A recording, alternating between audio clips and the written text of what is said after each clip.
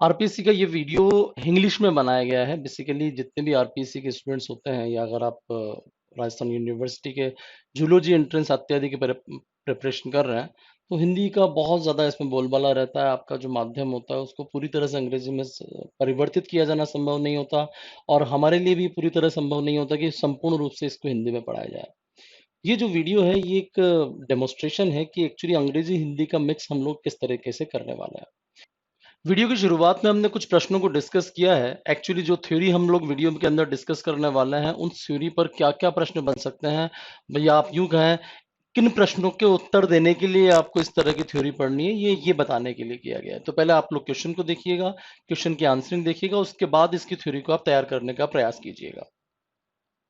चलिए प्रश्नों की शुरुआत करते हैं। The dye eosinate of the methylene blue यानी कि मिथिलीन ब्लू का इओसिन के साथ सॉल्ट किस तरीके की डाई है? आपको खुद को समझ में आ रहा है, एक चीज बेसिक है, एक चीज एसिडिक है और दोनों को मिलाकर मामला क्या बन जाएगा? Neutral die.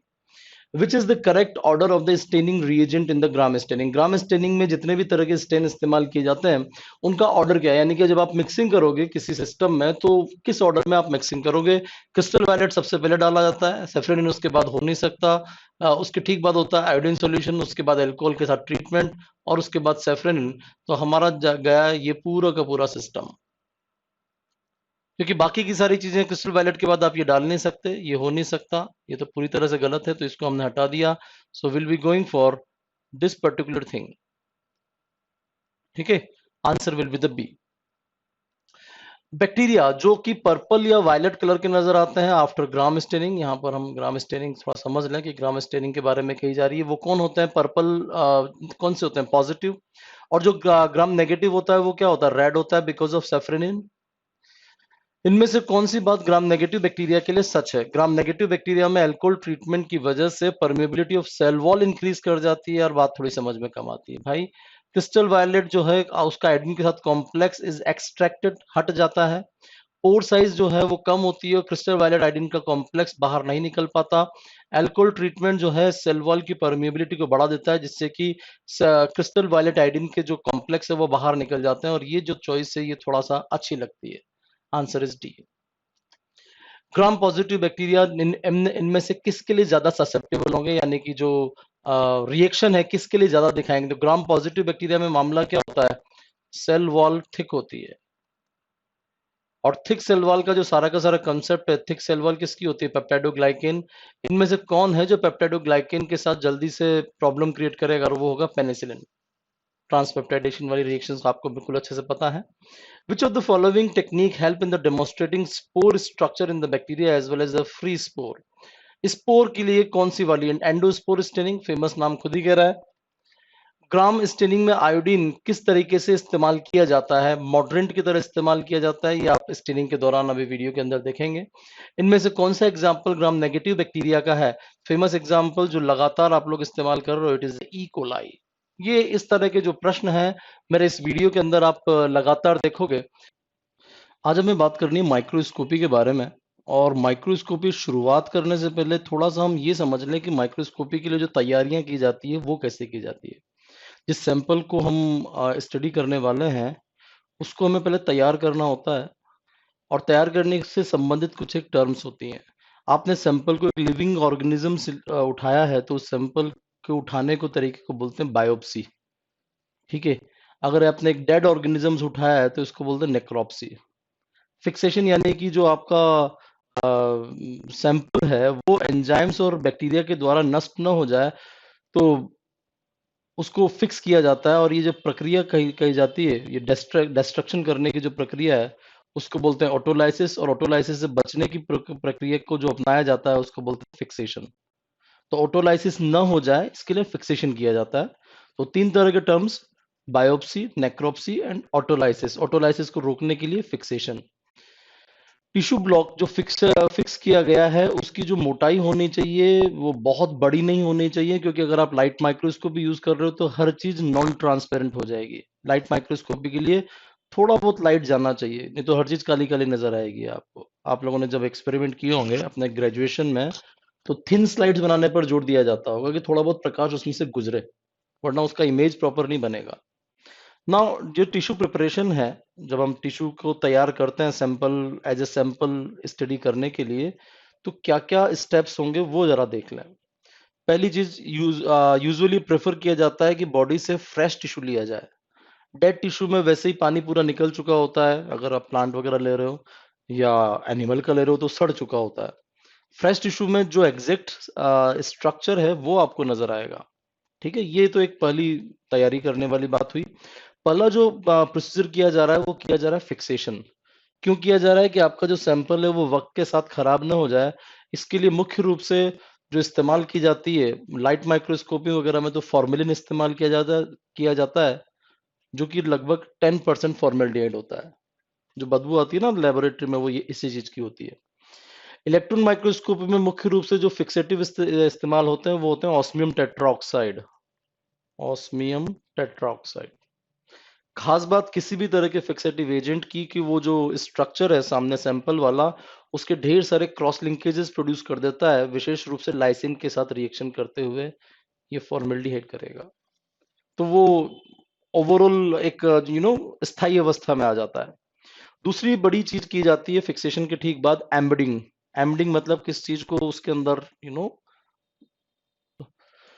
उसको सोख दिया जाता है, सोख लेना, जिससे कि जब आप टिश्यू को काटोगे तो आपको एक सपोर्ट सिस्टम रहे। जैसे मैं कहूँ कि मैं एक आटे का कुछ काट देना चाहता हूँ, सिंपल आटे की स्लाइस बनाना चाहता हूँ से फॉर एग्जांपल, क्या मैं गीले आटे की बना सकता हूँ? आपको कि नहीं, उसको आपको किस चीज में फिक्स करना पड़ेगा, सेकना पड़ेगा, रोटी बनेगी, तब जाके उसके टुकड़े प्रॉपर आप कर सकोगे जिनके की शेप होंगी।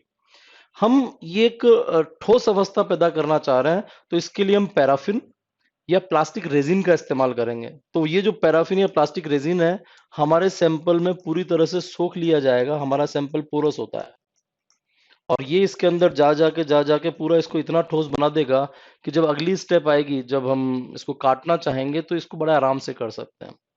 एम्बडिंग करने के बाद पहला जो काम करते हैं हम, वॉशिंग और डिहाइड्रेशन। डिहाइड्रेशन का मतलब निर्जलीकरण।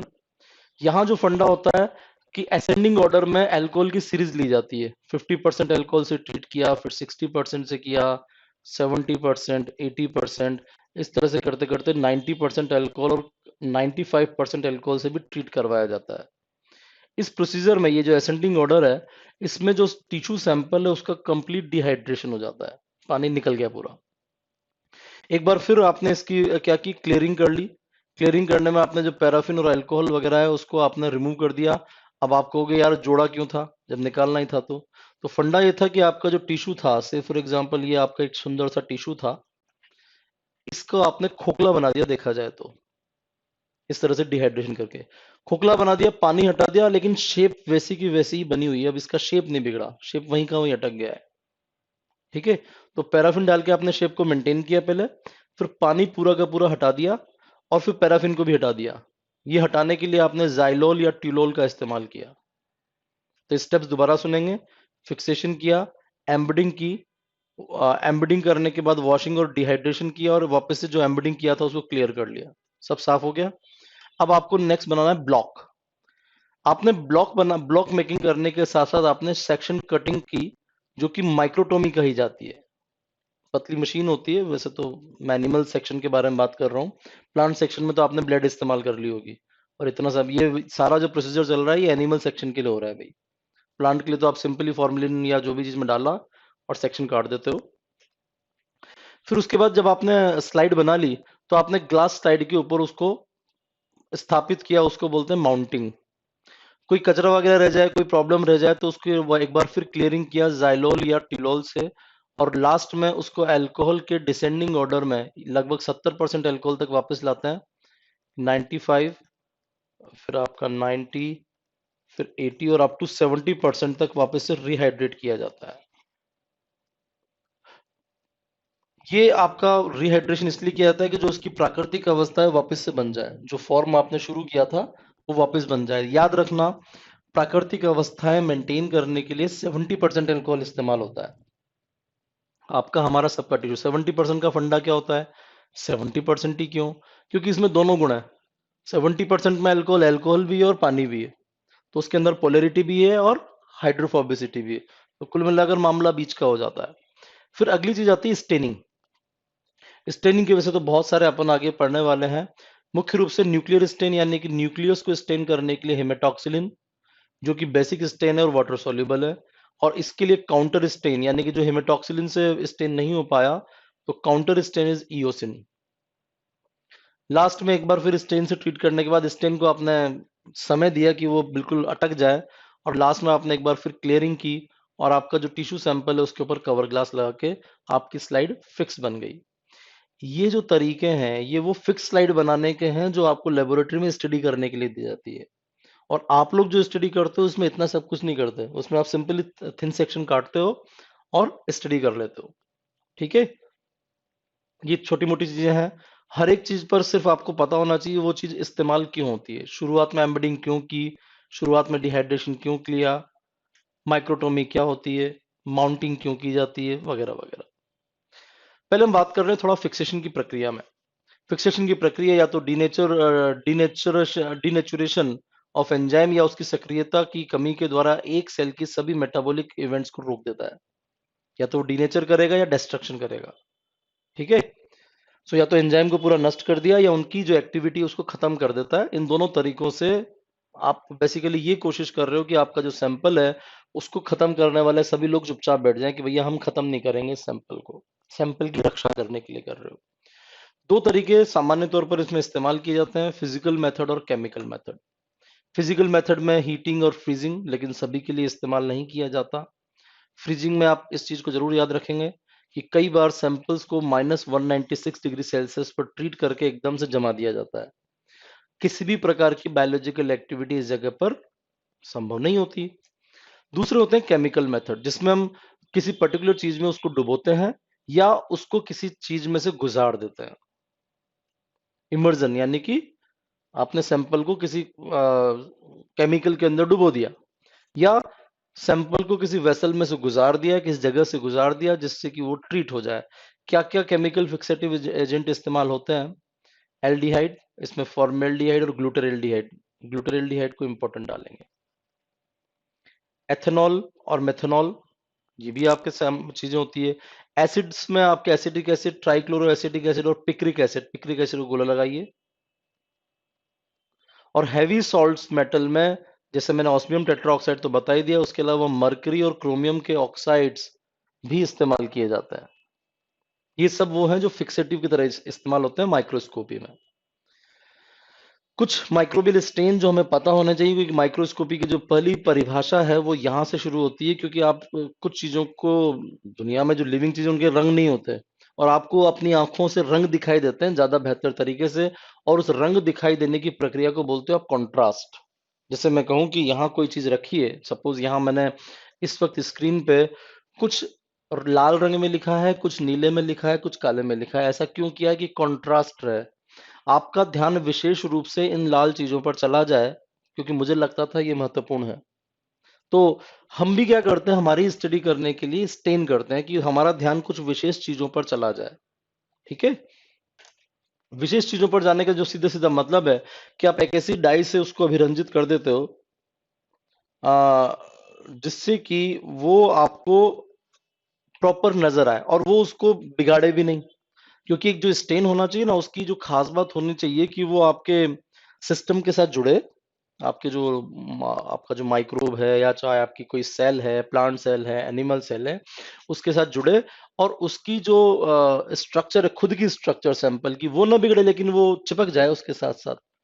तो आपके जो ये डाइज इस्तेमाल करोगे, जिनसे आप रंजित करने का प्रयास कर रहे हो, वो उपलब्ध होनी चाहिए और उसकी स्टेन की तरह काम की जा सकनी चाहिए।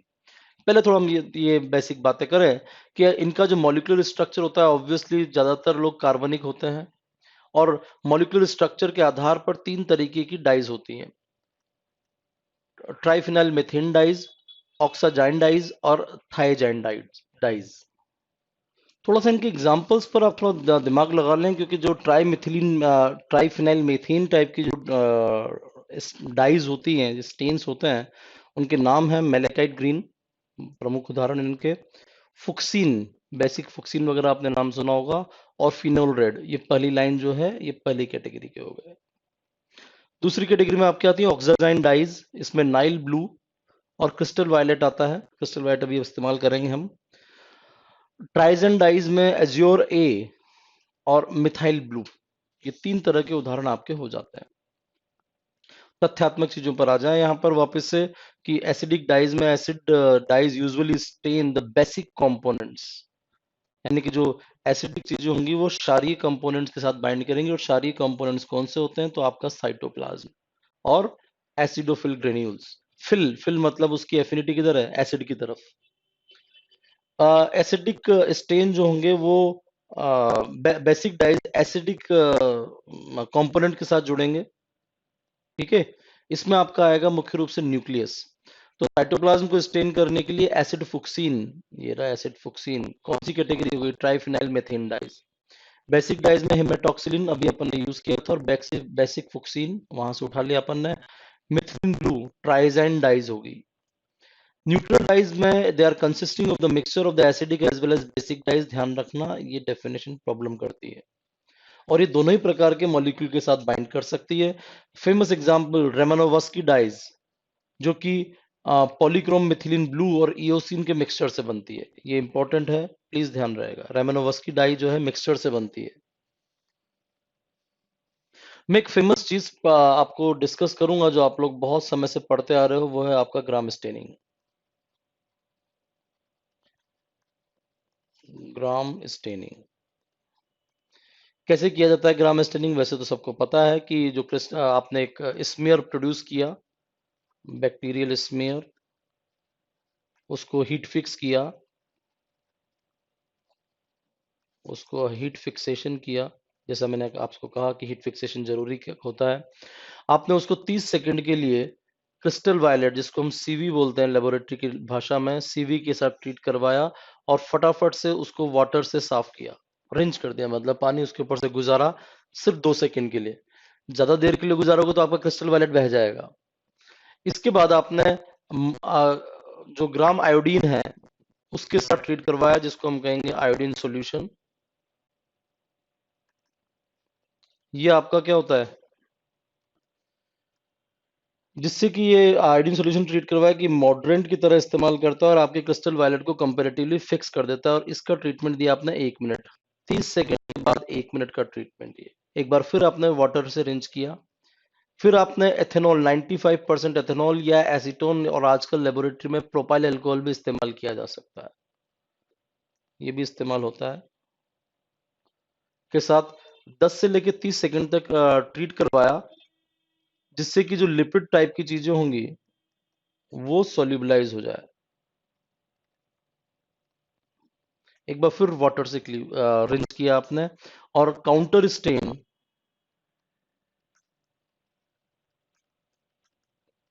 जो कि सेफ्रेनिन होता है, उसके साथ ट्रीट करवाया 30 से 60 सेकंड तक, और फिर एक बार वाटर से रिंस किया, और आपने आपकी माइक्रोस्कोप के नीचे देखा 2 तरह की कोशिकाएं नजर आएंगी। एक तो वो जो कि वायलेट होंगी, एक वो जो पिंक होंगी। पिंक वालों को आप बोलते हो ग्राम नेगेटिव बैक्टीरिया, और वायलेट वालों को बोलोगे आप gram positive bacteria. Simple. Order क्या याद रखना है कि सीवी, आयोडीन, अल्कोहल, ये क्वेश्चन बन जाता है, और इसके बाद लास्ट में आपका सेफ्रेनिन। ये ऑर्डर आपको याद रखना है। ये प्राइमरी स्टेन, ये मॉडरेंट, ये आपका सोल्यूबलाइजर, और ये आपका काउंटर स्टेन, जिसको आप सेकेंडरी स्टेन भी बोलते हो। काउंटर स्टेन या सेकेंडरी स्टेन एक ही बात होती है। कई सारे बैक्टीरिया ऐसे होते हैं जो कि ये ग्राम रिएक्शन नहीं देते, उनके लिए हम क्या करेंगे, will be going for the acid fast stain. Acid fast का सिंपल सा फंडा होता है कि बैक्टीरियल सेल वॉल के अंदर वैक्सी मटेरियल होता है। इस जगह पर एक फेमस नाम याद रखना है कि माइकोबैक्टीरियम के जो बैक्टीरिया होते हैं उनमें एक मटेरियल पाया जाता है, उसको बोलते हैं वैक्स डी। ये जो वैक्सी मटेरियल का नाम है, जो विशेष रूप से माइकोबैक्टीरिया के जो फैमिली उसी के अंदर पाया जाता है। वो माइकोबैक्टीरिया के फेमस 2 एग्जाम्पल आपको जरूर याद रखना है। एक तो वो जो टीबी प्रोड्यूस करता है, ट्यूबरकुलोसिस वाला, माइक्रोबैक्टीरियम ट्यूबरकुलोसिस, और जो आपके कॉड पैदा करता है, लेप्रोसी, माइक्रोबैक्टीरियम लेप्रे। इनकी जो खास बात होती है कि ये ग्राम स्टेनिंग के साथ रिएक्शन देते ही नहीं है। Because of the presence of this vaccine material की वजह से ये कार्य करते ही नहीं है। तो इनके अंदर क्या किया जाता है, ये पर्टिकुलर जो carbol fuchsin, then acid alcohol and then आपका मिथिलीन ब्लू को इस ऑर्डर में दिया जाता है। ठीक है, नाम याद रखना है। हीट देने के बाद साथ ही आपने कार्बोल्फोक्सिन दे दिया, उसके कुछ समय बाद आपने एसिड अल्कोहल के साथ ट्रीट करवाया और लास्ट में मिथिलीन ब्लू दिया। तो कार्बोल्फोक्सिन अगर बैक्टीरिया में रह जाता है तो ये हो जाएगा एसिड फास्ट पॉजिटिव, और अगर वो मिथिल और लाल नजर आएगा तो इसको बोलते हैं एसिड फास्ट पॉजिटिव बैक्टीरिया। कार्बोल्फोक्सिन को हम अपने अंदर रखते हैं और लाल नजर आते हैं, और वो जो नीले रंग के नजर आएंगे वो होंगे नॉन एसिड फास्ट। क्यों? क्योंकि वो एसिड अल्कोहल ट्रीटमेंट की वजह से डीकलराइज हो गए। ठीक वैसे ही जैसा कि मैंने यहाँ किया था, ये आपका डीकलराइजिंग एजेंट था अल्कोहल, अभी जो अपन ने किया था ना ग्राम रिएक्शन में, वो डीकलराइजिंग एजेंट था। तो एसिड अल्कोहल से वो डीकलराइज हो जाएंगे और मिथिलीन ब्लू से इसको काउंटर स्टेन किया जा सकता है।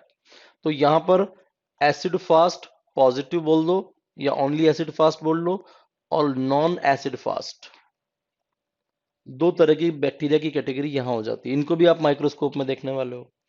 तीसरी तरह का स्टेनिंग जो फ्रीक्वेंटली इस्तेमाल होती है वो होती है जिम्सा स्टेनिंग।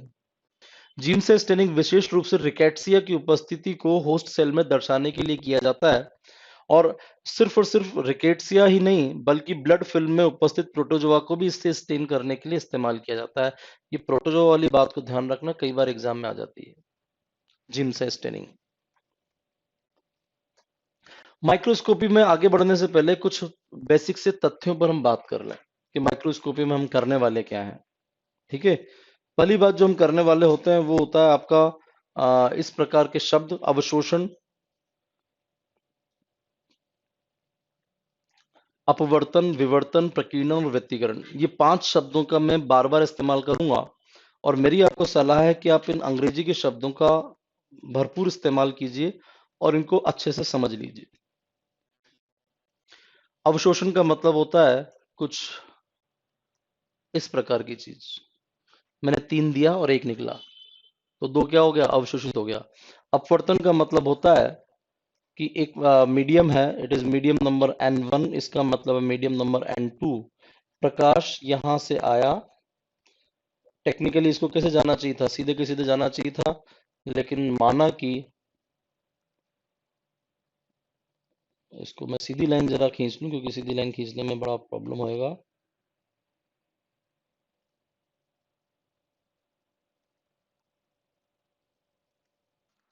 तो ये वीडियो आपको कैसा लगा? क्योंकि एक प्रयास किया था हमने इस ट्रेनिंग के साथ, और थोड़ा बहुत जो बेसिक चीजें होती है इस ट्रेनिंग से संबंधित, क्योंकि माइक्रोस्कोपी का बेसिक होता है ये।